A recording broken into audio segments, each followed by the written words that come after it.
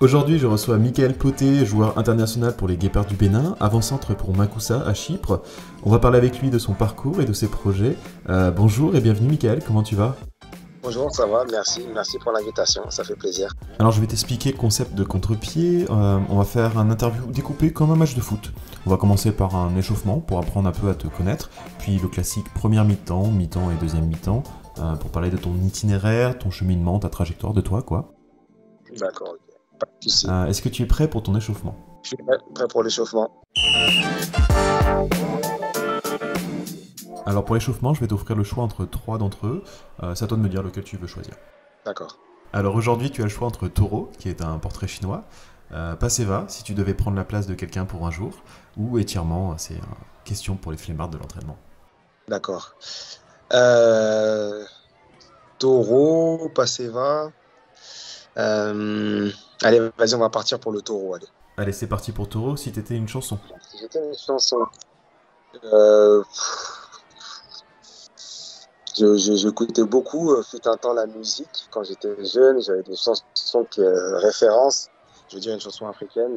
Je veux dire Kérosène quand je pense à mon passé. C'est une chanson ivoirienne. Kérosène, j'avais dit, ouais. Quand je pense à mon passé et tout ce que j'ai traversé, voilà, elle est connue. Le chanteur s'appelle Kérosène. Si t'étais une couleur.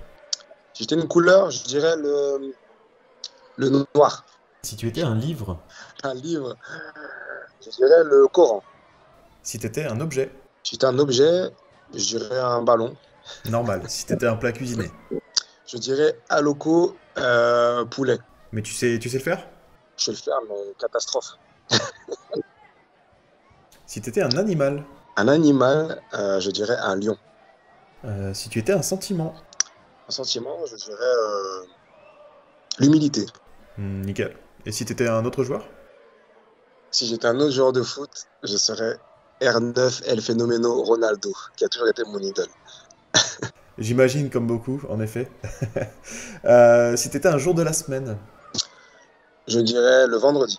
Parce que le vendredi, c'est le jour où je vais dans la méditation, où je vais prier en fait. Vendredi, c'est le vendredi et c'est quelque chose qui est important pour moi, que j'aime beaucoup. Et si t'étais un super-héros? J'étais un super-héros, je serais... ça va faire rire, mais je vais la jouer un peu pas, voilà. Je serais Sangoku de Dragon Ball Z, qui a percé mon enfance, que j'ai beaucoup aimé. En même temps, c'est plus fort. Donc, si t'étais un défaut. Si j'étais un défaut, je dirais la gentillesse, qui peut être un défaut. Trop gentil. Exactement, trop de gentillesse, des fois, voilà, Du coup, tu me coupes peut-être l'herbe sous le pied pour la prochaine question, si t'étais une qualité. la gentillesse, ouais, c'est ça. Pour cette première mi-temps, j'aimerais qu'on parle un peu de ton enfance, tes débuts aussi, tout simplement. Première question, tu es binational si on compte pas la France. On parlera du Bénin en deuxième mi-temps, mais j'aimerais savoir, c'est quoi ton rapport à la Côte d'Ivoire? Mon rapport avec la Côte d'Ivoire, alors, tout d'abord, oui, il faut savoir que mon papa est ivoirien, donc mon papa est 100% ivoirien. Ma maman est née en Côte d'Ivoire, mais d'origine béninoise, de parents béninois, etc. Donc voilà déjà, et on va dire que j'ai grandi avec une culture qui se rapproche beaucoup plus de la Côte d'Ivoire que du Bénin. Le Bénin que j'ai eu à découvrir plus tardivement, mais ça paraît peut-être plus tard. Mais voilà, on va dire que ma culture de base est beaucoup plus à l'ivoirienne, on va dire. C'est un pays que tu connais bien, c'est important pour toi, tu as beaucoup voyagé? Oui, oui, oui, j'ai beaucoup. Bah, alors, étant petit, oui, mon papa était travaillait là-bas, donc j'allais le voir régulièrement là-bas quand j'étais petit. Régulièrement, je me comprends, c'est là que j'ai eu à faire des voyages étant petit là-bas en Côte d'Ivoire. Aujourd'hui, oui, je suis très attaché quand même à la Côte d'Ivoire, donc dès que j'ai l'opportunité d'y aller, je vais là-bas. J'ai un de mes enfants qui est né en Côte d'Ivoire, donc voilà. Oui, la Côte d'Ivoire, bien sûr, reste une patrie très importante pour moi, bien sûr. Tu nous parles d'un de tes enfants, donc peut-être une connexion entre la passation de valeurs, ce genre de choses. Tout à l'heure, tu disais que tu étais gentil, peut-être trop, trop gentil. Quelles sont les valeurs que tu retiens de ton côté ivoirien, du côté de ton père? Bah, c'est voilà, ouais, c'est ça qui vient de mon père exactement. C'est cette éducation, cette éducation qui aujourd'hui me parle et qui m'a servi à être ce que je suis aujourd'hui. Ces valeurs, certes africaines, mais aussi ivoiriennes. Cette mentalité qui me convient jusqu'à aujourd'hui, parce que vous savez, quand on est petit, on grandit dans un certain domaine, parce qu'entre guillemets, on n'a pas le choix. Et puis quand on grandit, on se rend compte si nos valeurs nous convenaient ou pas. Et aujourd'hui, oui, je me suis rendu compte qu'effectivement, ça faisait partie de moi, ces valeurs-là africaines, et d'autant plus aussi ivoiriennes que béninoises, bien sûr. Mais en ce qui concerne l'éducation, j'ai plus été éduqué de manière, on va dire, à l'ivoirienne que béninoise. Et ça a fait ce que je suis aujourd'hui sur certaines choses.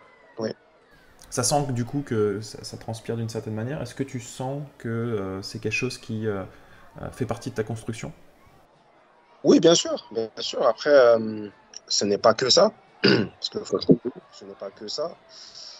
Beaucoup de choses ont fait de moi aujourd'hui ce que je suis aujourd'hui, mais notamment cette partie-là de l'éducation de la, on va dire, à l'ivoirienne. Euh, et voilà, je me retrouve totalement, totalement, et ça n'a rien à voir avec le côté religieux ou autre, c'est vraiment culturel. Je me retrouve totalement, et en même temps, c'est pas non plus si différent de certaines choses que j'ai eu à découvrir dans ma vie qui ne sont pas forcément en provenance de la Côte d'Ivoire. Donc c'est pour ça que c'est une base que l'on a. Et après, comme on dit, il faut tout un village pour faire un roi, c'est-à-dire qu'on apprend de tout hein, dans notre vie, on prend un peu de partout. Mais cette petite base-là, effectivement, je la ressens même aujourd'hui dans mon quotidien. Cette mentalité que j'ai, cette manière de voir certaines choses, sans parler du côté religieux, plutôt culturel et tout, ça me va et ça fait ce que je suis aujourd'hui. Ouais. On a parlé du coup de ton côté un peu éducation, tes origines ivoiriennes. On va parler peut-être un peu de football. Euh, du coup, tes premiers pas, comment t'es tombé dans le football? Alors, la question est bien posée parce que c'est vraiment tombé. Ça veut dire qu'à la base, ouais, parce qu'à la base, mon premier sport, c'était pas le foot. Faut savoir que moi, mon premier sport, ma première licence, c'est du basket. Je fais du basket parce que, après, je l'ai su après, hein, que mon nom de Michael, en fait, c'est en référence à Michael Jordan. Voilà, mon grand frère qui l'avait choisi parce qu'il était fan de ça, de basket, etc. Donc, voilà. Et donc, j'ai commencé logiquement en tant qu'avoir le grand frère modèle parce que le papa n'était pas tout le temps présent dû à son travail en Afrique. Donc, j'étais beaucoup, un de mes grands frères, parce que j'ai plusieurs grands frères, mais un de mes grands frères, notamment, j'étais proche, je suis proche. Bah, je suivais ce que lui faisait et lui, il était fan de basket. Alors, lui, c'est trop marrant. Lui, il faisait pas de basket. moi, moi j'en ai fait, lui, il ne l'a pas fait. C'est juste comme ça, mais moi, j'en ai fait un club. Alors que lui, pas du tout. Mais voilà, j'étais fan de ça quand j'étais tout petit. J'ai suivi ça, j'ai commencé par ça. Et c'est comme mon père est revenu d'Afrique qui m'a dit c'est bien beau le basket, mais franchement, t'aimes vraiment le basket, que tu penses que t'es fait pour ça, etc. Sachant que dès que t'as un moment, tu vas pas jouer au basket, tu vas jouer au foot. Donc voilà comment je suis tombé dans le foot, parce qu'effectivement, je me suis dit, à la cour d'école, je vais pas prendre un ballon de basket pour jouer. Le foot, c'est le truc le plus facile à faire, quoi. Où il n'y a pas besoin d'avoir un panier ou autre. Le foot, tu posais un pull par terre et tu faisais des caches comme ça. Et c'est comme ça que, entre guillemets, oui, je suis tombé dedans. Donc voilà, contrairement à d'autres, j'ai commencé à jouer au foot en club à 11 ans. Ce qui est, entre guillemets, tard. Voilà, on va dire, voilà. Par rapport à l'âge moyen qui, je pense qu'aujourd'hui, les petits commencent à jouer au foot beaucoup plus tôt, quoi. 6 ans, 7 ans, ce n'est pas plus tôt. Donc voilà comment je suis tombé. Du coup, t'es arrivé un peu plus tard dans le football. Euh, à quel moment tu t'es dit, tiens, j'ai du talent, j'ai un talent? Bah voilà, comme c'est tard, et bah justement, je me suis rendu compte tardivement que j'avais un talent. La preuve en est, c'est que moi, j'ai été repéré dans un match on va dire, avec mon club de quartier. C'est comme ça que ça a commencé un peu mon histoire, un match de quartier.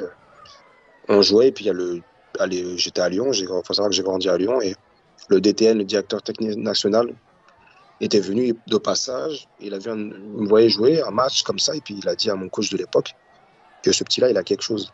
Donc c'est là qu'après, moi, dans ma tête, je jouais, mais c'était vraiment un plaisir. Mais j'étais performant dans mon plaisir, en fait. Parce que je faisais, j'étais bon. Mais je voyais pas j'avais pas encore à, parce qu'il faut savoir, c'est quoi, c'était à 15 ans. Dans ma tête, je voulais pas devenir pro ou quoi que ce soit. Je voyais tellement ça. inaccessible que voilà. Et puis mon grand frère aussi, le papa, c'était l'école, l'école, l'école et tout. Donc je voyais vraiment pas ça dans ma tête. C'était vraiment quelque chose. Je vais pas dire en rêve, parce qu'en rêve, on va dire on va tout faire pour le réaliser, mais moi, c'était un truc inaccessible, quoi. La preuve en est, c'est que quand ce monsieur est venu voir et a parlé à mon coach de l'époque, le coach m'en a fait part, donc ils m'ont pris pour aller faire des essais pour rentrer dans l'équipe, dans le district du Rhône à l'époque, des essais concluants. Ça s'est bien passé. Et entre-temps, c'est là que c'est même mon coach qui m'a poussé. Il m'a dit, mais essaie d'aller, parce que j'étais dans un petit niveau, au club de quartier, le LOSC, Lyon West Sporting Club.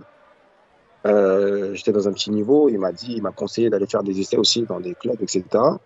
J'ai fait des essais dans des clubs un peu plus huppés de la région euh, avant de faire ce tournoi avec les districts du Rhône. J'ai fait des essais, tout ça.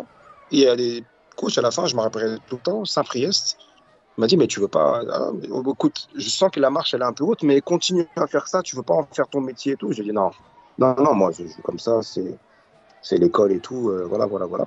Pourtant, j'étais encore qu'au collège, tout ça, mais voilà, dans ma tête, je voyais tellement ça inaccessible. Et pourtant, je faisais une saison, par exemple, où j'ai été repéré, où j'ai mis 40 buts. J'ai- Oui, j'avais mis, alors c'est un petit niveau, tout ce qu'on veut, mais voilà, voilà. Et c'est vrai que c'est après, avec du recul, je me suis rendu compte que j'ai toujours été un peu buteur, en fait, dans l'âme. Toujours été un buteur, j'ai toujours joué au même poste au foot. Des fois, on joue à un poste, on te change.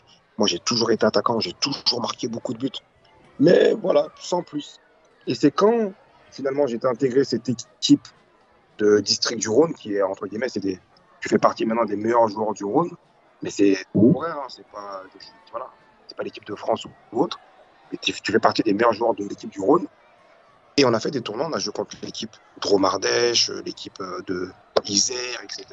C'est dans ces tournois-là que j'ai été repéré par Grenoble, GF38. C'est là que le centre de formation m'a envoyé une lettre à la maison. Je m'y attendais, mais pas du tout. Moi, j'allais prendre mon courrier comme d'hab, Ah ouais, ça doit être ouf quand même. mais c'était un moment, jusqu'à aujourd'hui, je me rappelle, j'étais avec mon ami de l'époque, Guillaume Porfido, je ne vais jamais oublier. Et je vais regarder le courrier, comme d'habitude, pour voir s'il n'y a pas le bulletin et tout. À l'époque, c'était comme ça. Et tout, tac. Je regarde le courrier, tout ça. Je vois une lettre à mon nom. Déjà, quand les jeunes ils une lettre à son nom, comme ça, c'est bizarre. Je vois une lettre à mon nom et tout. Grenoble Foot 38, oui, vous êtes invité pour venir effectuer des tests dans notre centre de formation, etc. Bon, je dis, ouais, qu'est-ce que c'est ça? Qu'est-ce que c'est ça? Je dis, c'est pas possible. Je dis, ils se sont trompés, c'est pas vrai. Donc, je vais voir mon frère, maman, je regarde, je reçois une lettre et tout. Alors, c'est pareil, ils ont rien compris parce qu'on n'était pas dans ce monde-là, nous. Donc, j'ai appelé mon coach de l'époque qui m'a beaucoup aidé, Christian Capelli. Et c'est là que j'ai expliqué, c'est commencé un peu comme ça. Donc, il m'a accompagné. Par exemple, tu dois faire 50 jongles du pied gauche. Je l'ai jamais fait, moi, on va dire comme ça, je m'en foutais. Et là, la première fois, je vais faire 50 jongles du pied gauche. Boum, je le fais et j'ai réussi. Chose que j'aurais jamais cru. Et tu dois faire 50. Alors, à l'époque, c'était un peu comme ça. Maintenant, je pense pas que ça soit de la même manière. Mais à l'époque, c'était un peu comme ça. Maintenant, on me demande de faire 50 jongles de la tête. Chose que j'ai jamais pris le temps de faire ça. J'ai réussi. Donc, déjà, c'était des petits trucs comme ça, techniques que j'avais jamais vus. Et il s'avère que j'étais pas le seul à les faire. Donc, je pense on avait été repérés, voilà, plusieurs joueurs. Et donc, c'est là aussi que j'ai vu des joueurs vraiment de qualité. J'avais déjà vu quand j'avais intégré un peu le district du Rhône. Mais là, j'ai encore vu un niveau. Je dis, ah ouais, il y a vraiment des joueurs qui sont super forts, quoi. Donc, ça m'avait déjà beaucoup intrigué. Et je me rappelle même le matin, donc c'est un peu des tests techniques, tout ça. Et après, on a un test physique d'endurance. Ça s'appelle le test Cooper. Courir 12 minutes le plus longtemps possible. J'arrive dernier. Dernier. Voilà, dernier, j'arrive. Je dis, c'est bon, c'est mort et tout. Mais bon, après, je dis, voilà, tant pis, voilà, on mange le midi. Et l'après-midi, c'est les matchs. Et là, les matchs, c'est vraiment, voilà, c'est comme ça que ça s'est passé. C'est comme ça qu'après, une deuxième fois, ils m'ont rappelé. Pareil, ça s'est bien passé. C'est là que j'ai intégré le centre de formation de Grenoble 38, où j'ai croisé, où j'ai été formé avec les Olivier Giroud, etc. Ah, c'est méga classe, belle Un histoire. peu. Ouais, belle histoire. Belle histoire. Donc là, le sifflet vient de retentir. C'est un corner. Donc une question Mhm. un peu détournée du sujet. Si tu n'avais jamais commencé le foot, euh, tu aurais fait carrière dans quoi, tu penses? Si je n'avais pas fait du foot, donc quoi, j'aurais fait carrière. Alors, c'est pas. Qu'est-ce que j'aurais fait? C'est vraiment carrière. À l'époque, je dis bien à l'époque, j'ai toujours été attiré par le côté un peu artistique. Le côté un peu artistique, un peu la danse, etc. La danse urbaine, le street dance, etc. J'ai toujours été attiré par ça. Et il ne serait pas été impossible que je me lance un peu dedans. Et j'ai toujours été un petit peu attiré par la scène. Contrairement, voilà, c'est vrai que j'ai une personnalité où je peux paraître un peu réservé, mais tout ce qui est ce côté artistique, cinéma et tout, voilà, c'est pour ça que je suis pas non plus mal à l'aise devant les caméras, tout ça, parce que voilà, j'avais ce petit côté-là que j'aimais bien. Ouais, donc peut-être, avec du recul, j'aurais peut-être tenté ma chance. Je me rappelle, quand j'étais à Cannes en 2005, j'avais vu une annonce où ils faisaient des castings de films et je m'étais intéressé. Donc pourtant, je joue au foot, hein. Pour dire que j'ai toujours été un petit peu attiré, j'ai toujours été un petit peu admiratif justement de ces gens qui jouent des acteurs, des gens qui font de la danse, des battles comme ça, voilà, sur la scène. Et c'est vrai que j'ai cette adrénaline-là. C'est pour ça que je pense que je l'ai retrouvé dans le foot. Je pense que ça a toujours été un truc que j'ai aimé, en fait, les sensations et tout ça. Et je le vois même quand, aujourd'hui, à mon âge, du haut de mon âge, je ne suis pas non plus vieux, mais voilà, j'aime faire les manèges, par exemple, à sensation. Voilà, moi, c'est pour ça que, voilà, j'ai jamais eu cette peur-là. Pourtant, je suis quelqu'un de réservé, hein. J'ai jamais eu peur de ces petites sensations-là. Voilà, de jouer devant des 100 000 personnes, ça m'a jamais fait peur. Voilà. Donc, c'est vrai que j'étais peut-être à la recherche d'adrénaline. Et je pense que j'aurais peut-être fait un métier voilà, qui aurait ressemblé ou j'aurais ressenti un petit peu ces émotions-là. Donc là, on vient de rentrer au vestiaire pour la mi-temps. On va parler un peu plus de ton intime, des trucs qui te concernent ou de ton intimité, donc un peu de ton entourage. Je vais te proposer plusieurs fois 2 thèmes et à chaque fois, tu vas vraiment choisir un. Ok, donc pour le premier, c'est coach ou secret vestiaire. Secret de vestiaire. Alors, est-ce que tu peux partager avec nous un truc un peu secret, genre que peu de monde sait? Bah, pour le coup, je te l'ai dit en off, je vais le dire. Il y en a qui le savent, mais pas tout le monde. Je pense que par exemple, là où je suis ici, personne ne le sait, personne sans doute. Euh, voilà, je me débrouille vraiment pas mal dans tout ce qui est danse, etc. Je me débrouille pas mal. J'ai un talent par rapport à ça et voilà, je l'ai toujours un peu caché, sauf ceux qui ont pu le voir à des moments, mais voilà, ça c'est vraiment quelque chose que j'ai jamais dit entre guillemets.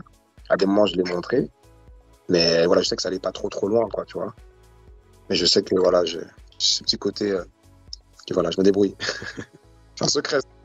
Ça, c'est un petit truc de ouf. Ah oui, bien sûr. Ça, de toute façon, ça ne reste que entre nous, promis. Pour le deuxième choix, blessure ou trahison? Voilà, les deux choses que j'aime pas, on va dire, allez, c'est quoi, par curiosité, trahison, vas-y. Alors, quelle a été la plus grande trahison que tu aies subie? Après, tu peux rentrer ou pas dans les détails. Je vais pas, tu vois, voilà, je vais te le dire, non, je vais te le dire, c'est mon départ de Adana Demirspor. Je peux demander pourquoi? Alors, j'ai très très mal vécu. Vraiment, voilà, c'est vraiment, pour le coup, ça m'a fait très très mal d'avoir, avec ce que j'ai fait au club, entre guillemets, jusqu'à aujourd'hui, comment je suis apprécié dans la ville, dans le club, tout ça. J'ai fait 2 ans là-bas d'abord avant de partir en étant meilleur buteur du championnat. Vraiment, ça s'est super bien passé. J'ai respecté mon contrat jusqu'à la fin. Je suis parti à l'Hapoel où j'étais content. Jusque-là, tout allait bien. J'ai eu la chance de jouer la Champions League et tout. Et après cette année-là, parce que c'était ce club-là, ils m'ont rappelé, ils m'ont acheté. Pas racheté parce que j'étais venu libre, mais là, ils m'ont acheté l'Hapoel où j'étais un club quand même en Champions League, tout ça. Et je suis parti. Alors, c'est vrai que j'ai attendu qu'on soit plus qualifié en Coupe d'Europe pour prendre cette décision-là, parce que si on avait été qualifié, je serais resté. Mais j'ai dit, si c'est ce club-là, je accepte de revenir dans un projet où on fait un contrat à long terme de 2e division pour repartir avec le club et être aujourd'hui, faire partie de l'histoire du club. Donc j'étais acheté par Adana Demirspor, par le nouveau président, qui aujourd'hui est le même aujourd'hui, et on sait où est Adana aujourd'hui. On va dire que voilà, j'étais un des joueurs qui a fait parler de ce club-là, que personne ne connaissait. Et ils m'ont acheté. Et j'ai fait une saison où j'ai mis, je crois, 17 buts, 2e meilleur buteur et tout. Et parce qu'on n'est pas monté, en première division, on a perdu en demi-finale. Et ben, ils m'ont pas gardé, alors que j'avais un contrat, alors que j'avais tout laissé pour eux, etc. Je l'ai vraiment vécu comme une trahison. Et ça m'a vraiment fait mal. Mais vraiment très, très mal. Jusqu'à aujourd'hui, j'ai un peu de. Je suis pas quelqu'un de rancunier, mais voilà, j'ai un peu de. Par rapport à ça, un peu d'amertume, parce que vraiment, ça m'a vraiment blessé, quoi, ce passage-là, quoi. Voilà. Et est-ce que tu penses que ça t'a touché parce que c'est un peu lié à ce que tu qualifiais tout à l'heure, ta gentillesse, peut-être un peu la naïveté, je sais pas, mais en tout cas, de fait d'être trop gentil, quoi. Oui, oui. Bah, c'est ça un peu, parce que. Alors, ça, je l'ai pas vu venir. Je l'ai pas vu venir comme ça, mais je pense que quand ils m'ont dit de partir, qu'ils voulaient plus de moi, etc., j'avais un contrat encore là-bas qui courait, j'aurais dû, quoi qu'il arrive, ben, je reste en fait. Mais moi, ça m'a tellement fait mal, je dis bon, j'ai accepté. Alors que j'aurais dû aller vraiment me battre au bout et. Ouais, ce que je veux dire? C'est ça, j'aurais dû. C'est ça, quoi. J'écoute, même si de partir, je m'en fous, je reste jusqu'à la fin. C'est pas une question finale, un contrat qui court. Et même si vous devez me dégager, bah, c'est pas comme ça. Donc, j'aurais pu. Voilà, je me suis pas battu par rapport à ça. J'étais tellement blessé que je dis, allez, c'est bon. Et j'ai eu une proposition dans le club, alors je suis parti et j'ai dit que c'est bon, ciao, quoi. Et ça, voilà, c'est mon côté un peu, justement, pas faire de problème au club, pas salir, entre guillemets, mon image, alors que pas du tout. Vis-à-vis de la communauté franchement, c'était incroyable jusqu'à aujourd'hui. J'ai rarement été aimé par un peuple comme ça que par Adana, quoi. Et dans l'un des sports en Turquie, vraiment, je pense que ouais, ça, c'est ce côté-là un peu de regret de ma personne de ne pas assez m'être battu à ce moment-là. Voilà, c'est la vie, hein. Oui, je comprends. Bon, on va passer sur quelque chose de peut-être un peu plus léger. Troisième choix, Ouais. équipement ou style? Équipement ou style, style. Alors, c'est quoi le pire style que t'aies eu? Assumé ou pas, hein, vraiment le pire style que t'aies eu. Le pire, c'est que moi, j'ai eu. Bah, tu sais quoi, c'était quand j'avais fait mon essai à Grenoble. Justement, j'avais voilà, 16 ans, etc., quand j'ai fait mon essai. Comment je m'habille. En fait, c'est après que j'ai recul, ils se sont moqués de moi. Parce que comment j'étais venu, eux, ils étaient dans le monde un peu professionnel, tu vois. Moi, je viens du quartier et tout, tu vois. Donc, comment j'attachais mes chaussures, mes chaussettes, comment je mettais mon short et tout. Rien à voir avec le footballeur. Rien à voir, un décalage complet. Vraiment, et puis ça, je le dis parce que, voilà, ils m'ont toujours un peu rappelé ça. Ils m'ont dit, tu venais avec tes gros chevillères, là, tu mettais tes. Franchement, je sais pas où j'avais vu ça. Mais j'ai vu que je connaissais pas. Tu sais, comme ils mettaient leur strap, je savais pas faire. Je regardais un peu comme ils faisaient, je faisais n'importe quoi. Je me rappelle, ils m'ont dit ça après, quoi. Parce que moi, pour moi, j'étais stylé, hein. Pour moi, j'étais stylé. Donc voilà, on va dire que c'est ça. Sinon, à part ça, voilà, j'ai toujours été un petit peu sportwear. Voilà, comme j'ai dit, un peu simpliste voilà, je suis un minimaliste, moi, par rapport à ça. J'aime bien être ouais, discret, mais voilà. On va dire que ça m'a marqué cette chose-là où j'avoue que avec du recul, quand je me vois, je dis ouais non là, mon petit là, t'as pas fait d'effort. Enfin voilà. Bah écoute, c'est bien, t'as été honnête. Petite dernière, causerie ou poster? Causerie et poster, causerie. Alors, c'est quoi la meilleure causerie que t'aies reçue? Qui, quoi, comment? La meilleure causerie que j'ai reçue, peu importe le contexte, hein, pas forcément. N'importe. Oui, oui, tout à fait. La meilleure causerie que j'ai reçue, j'en ai reçu beaucoup des causeries. Venant, on va dire, pas d'une personne en particulier, mais je vais dire si quand même pour le coup. Je vais dire si quand même pour le coup. Après réflexion, cette personne-là m'a fait savoir, et ça a été c'est quelque chose de bête, mais ça a été un déclic. Et elle m'a dit apprends à penser à toi. C'est beau. Voilà. Pour moi, ça a été vraiment quelque chose de révélateur. Pense à toi. Parce que je suis quelqu'un, voilà, on aime le partage, on aime donner, etc. Et voilà, cette personne m'a dit ça. Et voilà, pour rentrer en même temps, en plus, je sens que voilà, et cette personne-là, aujourd'hui, bah, c'est ma femme, tout simplement, quoi. Ah, on finit sur quelque chose de mignon. Merci.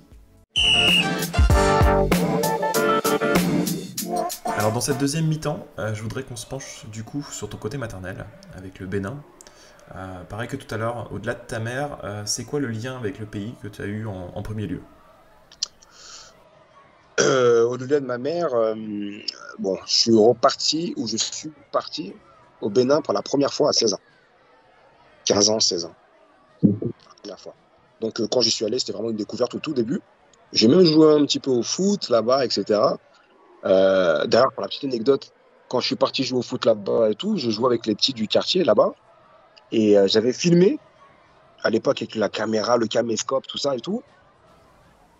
Et en rentrant en France, j'ai donné les vidéos à mon frère qui, lui, après ces vidéos, il a effacé. Et jusqu'à aujourd'hui, je l'en veux trop parce que ça aurait été trop une belle histoire.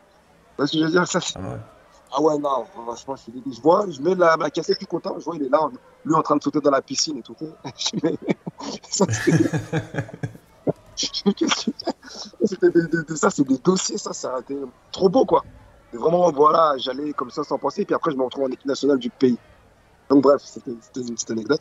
Donc, sinon, à part ça, ouais, au début, je suis parti à 15-16 ans, découverte du pays. Voilà, j'ai découvert des manières de vivre parce que faut savoir que c'est dans un petit milieu aussi assez précaire, tout ça. Et j'ai beaucoup apprécié. J'ai beaucoup apprécié la simplicité.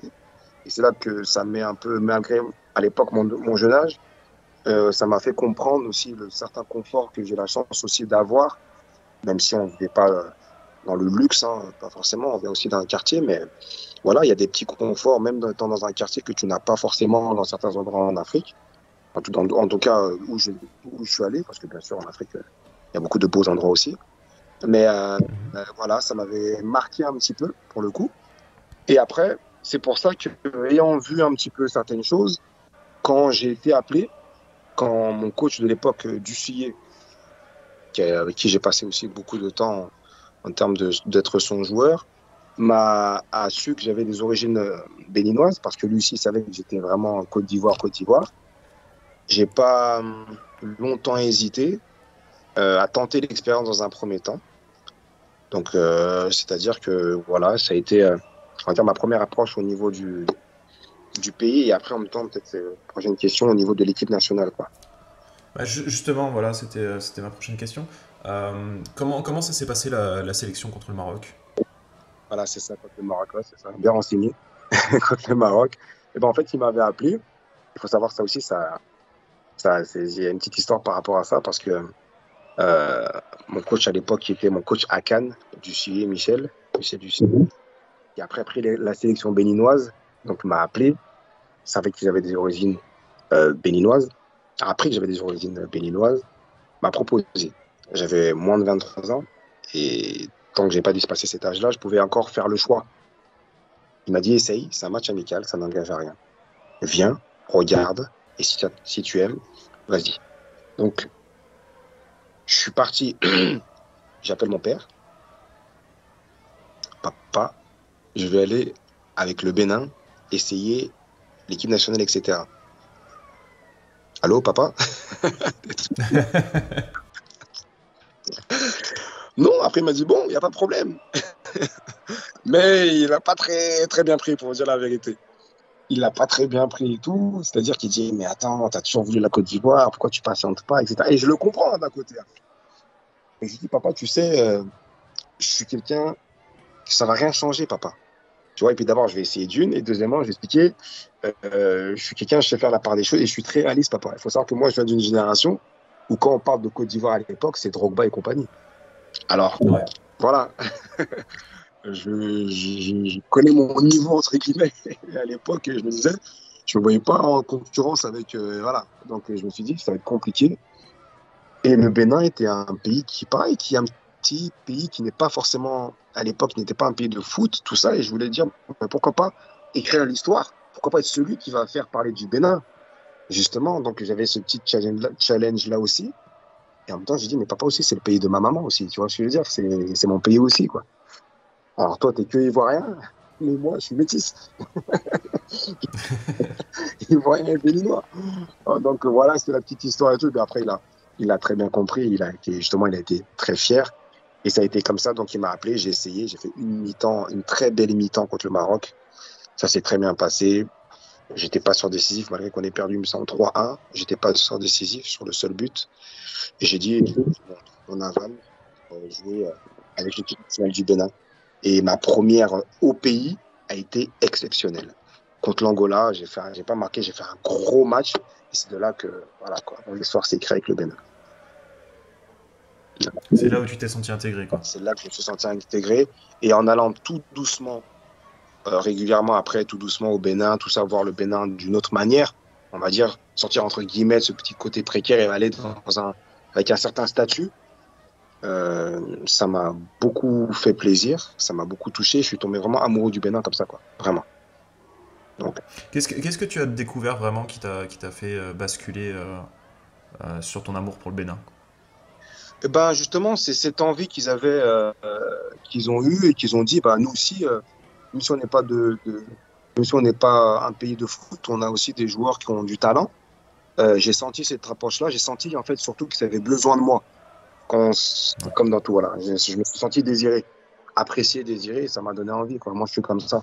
Quand on se sent, après, je pense que tout le monde est un peu comme ça, mais voilà, ce côté partage, transmettre, moi, je l'ai toujours un peu eu, et quand j'ai senti que vraiment ils avaient vu en moi que j'étais, voilà, on est toujours un petit symbole, un petit peu ambassadeur, vous savez qu'on est international et tout, voilà, et quand j'ai senti ce côté-là, et ben leur donner ce plaisir-là, tout ça et tout en moi aussi, hein, c'est pas, attention, pas la fausse modestie, moi aussi c'était un kiff, hein, parce que voilà, jouer devant les stades, tout ça, et après, il faut savoir une chose qui est importante, c'est qu'au niveau carrière, quand tu es international, tu es international, hein. Peu importe le pays où tu joues, hein. Que tu sois au Brésil ou que tu Ouais. sois, certes, quand tu es international, j'ai un statut d'international. Et ça aussi, dans ma carrière, je me suis dit que c'est des expériences aussi que la chance de jouer pour l'équipe nationale, pour le pays, pour son pays, c'est une chance aussi. Et ça m'a servi. Tu vas en Afrique où à l'époque, le jeu était beaucoup plus rugueux, c'était vraiment très dur. Quand je revenais de là-bas, j'étais armé, hein. Quand on a des déplacements aussi, ça m'a fait découvrir des pays, ça m'a fait voyager. Et le Bénin m'a beaucoup apporté, et je leur serai toujours reconnaissant par rapport à ça parce qu'il m'a beaucoup apporté, quoi, à ce niveau-là, quoi. Découvrir la découverte d'autres horizons, d'autres pays. Je crois que j'ai dû faire je sais pas, avec le Bénin une trentaine, une quarantaine de pays en Afrique. C'est énorme. Waouh. Ah ouais, franchement, j'ai vu des pays que je ne savais même pas que ça existait. Tu connais Sao Tomé et Principe? Tu connais? Non. Euh, Voilà, donc tu vois. Et c'est en Afrique et je savais même pas. Des tout petits pays comme ça et tout, c'est le Luxembourg de l'Afrique, Sao Tomé. C'est. Voilà, je veux dire, tu vois, voilà, quoi, voilà, c'est pour ça que par rapport à ça, ça a vraiment été une très belle expérience, quoi. C'est une belle expérience, le Bénin pour moi, vraiment. Et du coup, dans l'autre sens, ce qu'ils t'ont donné, tu essaies de le redonner maintenant. Et on va parler de l'académie. Est-ce que tu peux nous en parler un peu? Qu'est-ce qui t'a donné envie de la monter? Alors, ce qui m'a donné envie de la monter, l'académie, c'est que, voilà, je suis un esprit très créatif, moi, faut savoir. Et en même temps, quand j'étais allé là-bas, j'ai été, voilà, étant petit, j'ai suivi un reportage qui m'avait beaucoup marqué. C'est le reportage de Jean-Marc Guillou avec l'ASEC Mimosa, l'ASEC Mimosa, qui est un Mhm. club en Côte d'Ivoire, où sont sortis les Yaya Touré, les Emmanuel Eboué, toute cette génération-là qui ont fait leur carrière qu'on connaît aujourd'hui. Comment ça s'appelle, je connais que son nom, j'ai sur le bout de la langue, Maestro. Enfin bref, des joueurs comme ça, connus aujourd'hui, qui ont joué dans les plus grands clubs. Et j'avais été vraiment tombé en admiration avec ce que monsieur Jean-Marc Guillou, que j'ai toujours voulu rencontrer, avait fait comme travail avec la SEC Mimosa. Et je me suis beaucoup inspiré de ça et je me suis dit, purée, j'avais posé la question, je dis, mais il y a des jeunes talents là-bas au Bénin. Et un confrère à moi m'avait dit, il y a beaucoup de talents. Il y a beaucoup de talents, mais on n'est pas aidé. On n'est pas aidé parce que les gens ne pensent pas spécialement à Ouais. nous, et que le Bénin n'est pas un pays de foot, parce que toute chose se construit à la base, la formation, tout ça, hein, c'est ça, hein, de toute façon, le foot et autres. Et nous, on n'a pas cette base-là, on n'a pas des gens qui ont l'œil et qui s'intéressent tout simplement pas, quoi. Et je dis, bah, pourquoi pas. J'étais assis sur mon lit comme ça, j'ai pris mon cahier de brouillon, mon fameux cahier de brouillon. Je suis quelqu'un qui écrit beaucoup des notes et tout, j'aime beaucoup. Et j'ai commencé, j'ai dit, bon, écoute, pourquoi pas essayer, sachant qu'il y a cette possibilité beaucoup plus ouverte et beaucoup moins coûteuse aussi. Euh, voilà. Et je lui ai dit, tiens, je vais me lancer, je vais le faire. quand j'ai commencé ça, 2012, mais dépassé par les événements. Alors j'ai fait ça, j'ai dit bon, je vais recruter tant de joueurs, je vais faire de cette manière-là, comme ça, comme ça, comme ça. Quand je dis que oh, j'ai été dépassé par les événements, je savais pas que tout le monde attendait que ça, limite en fait. Quand ils ont entendu qu'il y a Mickaël Poté qui va faire, et puis je l'ai fait en sous-marin d'abord, hein, genre pas trop exposé. Hein. Ils n'avaient pas encore défini le nom, tout ça, voilà, tout doucement, tout doucement. Et alors, la première, c'est que j'ai donné le nom de mon papa pour lui faire un clin d'œil. Et puis aussi, je voulais pas me mettre en avant. La base, c'est que je voulais pas me mettre en avant moi. Le centre, Mickaël Poté, etc. Ça, j'ai jamais voulu faire ça parce que j'ai pas besoin. Mais par contre, en même temps, le clin d'œil pour le papa, c'est pour ça aussi, pour lui montrer que papa, peu importe où, où je suis, voilà, j'aurai toujours cet attachement. Et donc voilà, pour revenir à ça, j'avais pas encore tout structuré, etc. Mais là, le monde qui venait déjà. Je dis, wow, c'est quoi ça? Mais vraiment dépassé au début. Hein. Je dis, waouh. C'est là, et ça aussi, ça m'a poussé à continuer. À, tu vois, pas abandonner. Ouais, tu savais que tu allais Voilà, dans la bonne quand j'ai direction. vu ça, j'ai dit, ah ouais, à ce point-là, ok, ça marche. Allez, on y va. Et c'est là que j'ai commencé comme ça, continue. Continue, ça a été très difficile de savoir bien m'entourer, de faire des choses. Il y a eu des hauts, des bas. Des moments, j'ai dit même dans le reportage, je voulais abandonner. C'est bon, ça m'a saoulé. J'ai dit, c'est quoi ça? Allez, c'est bon. Là, c'est trop compliqué, ça. Donc, quand je me suis lancé et tout. Mais quand après, ouais, vraiment, hein. Quand après, je vois que j'ai eu, avec mon travail, cette reconnaissance de gagner des petits trophées au niveau national, des personnalités qui sont venues, des Michael Sylvestre, des, comment ça s'appelle, des Canal Plus qui est venu faire des reportages, tout ça et tout, parce qu'ils ont vu que c'était quelque chose quand même de pas spécialement, entre guillemets, anodin ou commun. Ah bah ouais, j'ai dit, ah ouais, en fait, Mika, t'as fait un vrai truc là quand même. T'as fait un vrai truc, t'as fait un beau truc. Aujourd'hui, je sais pas combien, en 2012, regarde, en 2012, on est en 2023, j'ai fermé les portes du Covid pendant 2 ans parce que je suis en train de repréparer la chose. Mais on va dire sur une dizaine d'années, on va dire sur 8 ans, 9 ans, si je te dis que j'ai plus de 100, 150, 200 gamins qui ont intégré mon centre, des gamins que je connais même pas. Et là, je sais même pas. Ils me disent, oh, tu sais que je suis allé dans ton centre et tout. Ici à Chypre du Nord, je signe. Écoute bien, hein, incroyable. Hein. Je vais à la mosquée le vendredi, je sors de la mosquée, je vois un petit. Il me dit, ah, bonjour, monsieur Poté et tout. Et j'ai dit, oui, ça va. Je pensais que c'était tu vois, un petit Africain qui vient, donc je sais pas d'où il venait comme ça, il venait me voir. Est-ce que je pensais que c'était pour une photo ou quoi que ce soit, ce qui arrive des fois. Il me dit, j'ai joué dans votre centre. Oh, ah bon? Attends, je dis, mais toi, t'es ici, comment ça t'as joué? Pourquoi t'es là en fait? Donc j'étais chez mes camps, je comprends pas.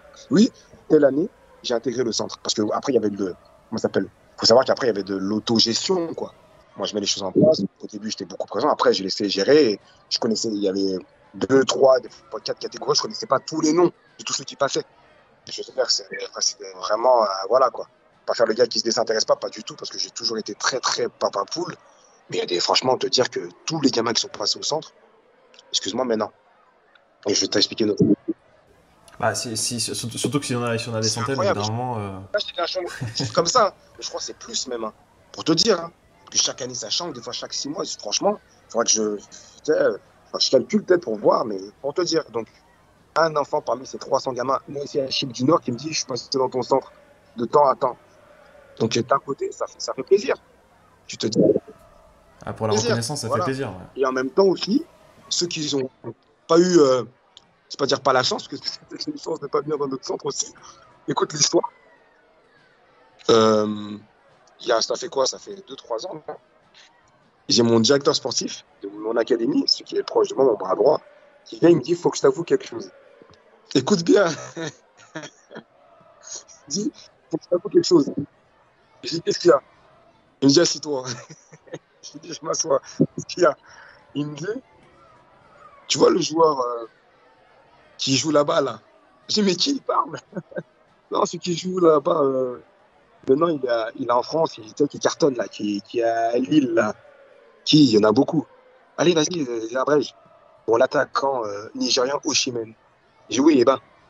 Il dit pas. Il a été proposé en académie, mais j'ai refusé. J'ai dit comment ça? J'ai bugué. Comment ça? dit, bah, en fait, son coach de l'époque, je t'avoue, il était venu me voir et il m'a dit, voilà, j'ai un attaquant, c'est une pépite, tout ça. Et il me dit, mais, parce il m'appelle le genre président, il me dit, mais président, on était bleu, il n'y avait plus de place, tu vois. Il n'y avait plus de place et quand je l'ai vu, morphologiquement parlant, je me suis dit, bon, lui, il doit être un peu bizarre. Et voilà, on a des demandes à chaque fois partout. Je me suis dit, vas-y, laisse tomber et tout. Tu vois, donc je ne savais même pas parler, etc., etc. La première des choses, j'ai dit, est-ce qu'il y en a d'autres comme ça, d'autres cas comme ça? D'abord, c'est le seul cas où il y en a beaucoup comme ça. Que tu ne sors pas des. Tu vois? J'ai dit, non, non, franchement, c'est fini et tout. J'avoue, c'est une petite erreur, je n'ai pas ajusté. En plus, je lui ai dit, non, je t'ai toujours dit, regarde. Des fois, tu passes à côté de joueurs comme ça, etc. Tu prends le temps, tu prends un nez, tu fais une après-midi, sachant que le coach apparemment avait insisté, tout ça. Après, j'ai dit, bon, c'est son destin, c'est comme ça. Euh, c'est une belle histoire pour dire qu'il faut. Voilà, hein. Ça arrivait dans beaucoup de clubs, hein. Griezmann qui a fait. Oui, Mais bah c'est oui. pour dire, quoi, c'est la petite histoire, sachant que justement, moi, sachant ça, étant encore en activité, j'ai toujours fait attention à ça. Tu vois, je ne suis pas le gars, entre guillemets, puis je ne me considère même pas comme un président, comme un fondateur qu'autre chose. Mais voilà, je savais. Tu Voilà, gardes grave. l'œil ouvert, quoi. Parce que je sais ces trucs-là. Je sais comment ça se passe dans ce milieu et tout, tu vois. Et vraiment, il faut donner la chance entre guillemets à tout le monde. C'était moi, c'est ma politique. Même si des fois, tu es dépassé par les événements, même si des fois, j'ai fait des détections, ils sont venus à plus de combien de mille. Et tu peux pas, sûrement, tu peux côté de choses, tu vois. Mais quand même, après, j'ai rassuré, j'ai dit, on en a beaucoup des Ossimènes, donc c'est pas un problème. Voilà pour la Parfait. petite histoire. Bah, en parlant de beaucoup de joueurs, on va peut-être en parler de un. C'est Hassan Imouran. Ouais, ouais. Est-ce que tu peux m'en parler un peu? Alors, Hassan Yoran, il faut savoir que lui, c'est un joueur qui est venu dès le début, qui était là depuis 2012, qui a fait toutes les classes de l'académie, qui après a été le premier à signer pro à l'extérieur au Maroc, en première division, et qui est revenu au pays, parce que c'était pas bien, il n'a pas eu la chance, entre guillemets, il s'est servi de mes aventures-là au Maroc, là-bas, pour en faire une force. Et aujourd'hui, c'est quelqu'un qui a un mental d'acier. Il faut savoir que Hassan Imran, c'est un joueur qui n'a jamais manqué un entraînement de l'académie. Il n'a pas manqué une séance. Il a participé à toutes les années, tous les entraînements. Quelqu'un de... Il avait les crocs. Pardon? Il avait les crocs. Il avait les crocs. Il n'a jamais loupé une séance. Pas, ouais, je suis un peu blessé là, ou là, il y a un moment. Non. Il n'a jamais loupé une séance. Et aujourd'hui, ça paye. Hein. Et là, il est très, très sollicité. Et c'est une fierté parce que c'est un peu notre vitrine. Et je te dis même le truc, c'est que. Et il le sait. Et je dis, c'est même pas lui le meilleur de l'académie. Si on me dit, là, c'est qui porte le meilleur dans l'académie. Alors peut-être, je dirais, c'est lui qui a le plus gros mental. Comme quoi, le foot, c'est vraiment ça. Mais au niveau talent et tout, c'est pas lui. Hein. C'est pas lui. Mais donc voilà. Tu vas nous sortir quelques pépites dans les années qui arrivent? Franchement, ouais, je pense, ouais. Et je le dis, on me connaît, je parle pas pour rien, c'est pour ça que je me montre pas trop. Mais je me trompe très rarement sur mes ressentis. Et on m'avait dit, t'es un fou, l'académie, laisse tomber, t'es pas sur place, patati patata. Aujourd'hui, tout le monde en est un peu fier et tout le monde a vu que j'ai pas parlé pour rien. Et j'avais dit que vous allez voir, il y a des joueurs qui vont sortir, je le sais, je le sens. Et voilà, aujourd'hui, je ne suis pas trompé par rapport à Imran. Et je le dis encore, c'est pas le plus fort. Et je sais, il y en aura d'autres. Et là, maintenant, j'approche ma fin de carrière. Je vais être beaucoup plus sur place. En étant loin, ce que j'ai pu faire, imagine sur place. Ouais. Voilà. Donc, oui, effectivement, j'ai des pépites, je vais en sortir, ouais, je le sais. C'est prêt à Dieu avec. Ouais, il y a un beau travail qui est en train d'être fait. Et je pense que je vais aider le Bénin à se faire voir plus qu'il ne le mérite. Parfait. C'est beau. Question penalty. J'ai une question où la réponse elle doit aller droit au but. Demain, tu as une baguette magique. Tu peux réaliser ce que tu veux pour l'académie. Ça serait quoi? Qu'est-ce que je pourrais réaliser pour l'académie? Bah après, je dirais ouais, avoir un peu plus de structure, on va dire. De structure, vraiment. Vraiment avoir un bon cadre pour que les enfants puissent travailler dans des belles conditions. Ils méritent ça, quoi. Tu vois, c'est pas évident parce que souvent, t'es un peu seul, t'es pas spécialement aidé. Mais voilà, vraiment, ce truc-là, ce coup de pouce-là, je sais que je l'aurai, mais c'est vraiment, faut batailler. C'est pas évident. Mais voilà, avoir un beau terrain, avoir un beau centre, franchement, ça serait un kiff. Et j'y arriverai, mais c'est pas évident. Donc là, je fais avec les petits moyens du bord et j'en suis très fier. Et vraiment, le coup de baguette magique, c'est ça, quoi. Être structuré, vraiment un vrai centre et tout. Et là, là, franchement, je sais que là, déjà, avec le peu que j'ai pu faire, je les ai mis à un certain niveau. Donc, si tu me donnes les moyens, là, non, voilà, attention. Bon, c'est tout ce qu'on peut te souhaiter. Ouais, et j'arriverai. Inch'Allah, j'arriverai. Bah, en vrai, quand tu vois déjà le parcours sur 10 ans, tu te dis qu'est-ce qui va se passer dans 10 ans encore, quoi. Voilà, c'est ça. C'est ça. Ça, là, c'est mon enfant, hein. C'est mon enfant. Comme je dis, c'est comme un enfant. Et voilà, on n'abandonne pas son enfant. On l'aide à grandir. On l'aide à grandir. C'est ça. Eh bien, le match est terminé. Maintenant, on va parler du match en lui-même un peu. Pour toi, déjà, c'était une victoire ou une défaite? Ah, franchement, c'était une belle victoire pour moi. Une belle victoire. Tu mettrais quoi comme score, du coup? Je mettrais un beau petit score de un petit 2-0, pas 3-0, mais un bon petit 2-0, un beau 2-0, tu vois, avec du beau jeu, tu vois, voilà, quoi, maîtrisé, tranquillement, tu vois, pas d'humiliation, etc. Donc un beau 2-0. Un 2-0 respectueux. Voilà, tu vois, un 2-0 respectueux. Et tu analyserais comment le match? Tu t'es senti comment? Comment je me suis senti? Très à l'aise, comme je dis, confiant. Je pense qu'on a mis un but par mi-temps, tu vois, donc on a maîtrisé Ouais. le match. On n'a pas tué le match en première mi-temps, en deuxième mi-temps. On a vraiment mis un but par mi-temps, donc c'est pour ça que je dis c'est un match vraiment maîtrisé. Voilà, j'ai vraiment apprécié. Je pense que ça peut être même un match référence au niveau de la sérénité, au niveau de comment, de l'échange, tout ça. Tu vois, j'ai apprécié. Donc voilà, c'est pas mal. Et en deuxième mi-temps, on a mis un penalty. Ok, j'ai aimé, j'ai aimé. Pour toi, ça serait quoi le moment clé? Le moment clé pour moi, ça a été ouais, un bon échauffement. On a fait un bon échauffement, donc on a bien entamé le match. Je pense que le début de match a été important. C'est ce qui a permis que la suite s'est bien passée. Alors, on a une tradition qu'on aimerait mettre en place, Mika. C'est que tu nous proposes le prochain match. En gros, qui tu aimerais qu'on invite et pourquoi? D'accord, ok. Alors, je vais vous proposer un ami, plus qu'un ami, un frère. Un frère qui aujourd'hui est encore en activité, qui est un peu plus jeune que moi, qui évolue aux États-Unis et avec qui j'ai évolué à l'OGC Nice en première division. Euh, c'est de bons moments, on s'est beaucoup rapprochés. Et voilà, je sais que c'est quelqu'un qui est un peu dans la même mentalité que moi. Donc voilà, c'est un défenseur, une belle personne, mis à part d'être un beau footballeur, une belle personne. Donc son nom, c'est Laris Mabiala. Et je pense qu'il sera prêt de faire un match avec vous. Eh bien, merci pour la recommandation, Mickaël. Ce fut vraiment un plaisir de te recevoir aujourd'hui. J'espère vraiment que tout ira bien pour tes futurs projets avec l'Académie ou même ailleurs. On en reparle dans 10 ans, en tout cas. Et pour nous, on se retrouve le mois prochain pour un nouveau match. Et qui sait, peut-être avec Laris. Portez-vous bien, restez bienveillants. Et n'oubliez pas, le football, c'est la vie. Ciao!